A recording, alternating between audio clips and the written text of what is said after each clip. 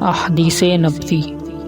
ایک دیہاتی شخص آیا اور اس نے مسجد کے ایک کونے میں پیشاب کر دیا۔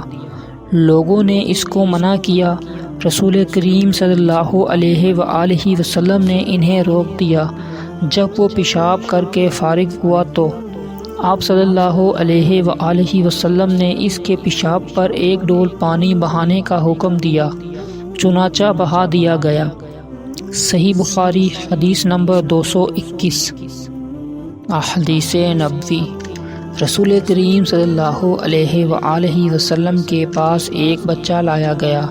اس نے آپ صلی اللہ علیہ وآلہ وسلم کے کپڑے پر پیشاب کر دیا تو آپ صلی اللہ علیہ وآلہ وسلم نے پانی منگوایا اور اس پر ڈال دیا۔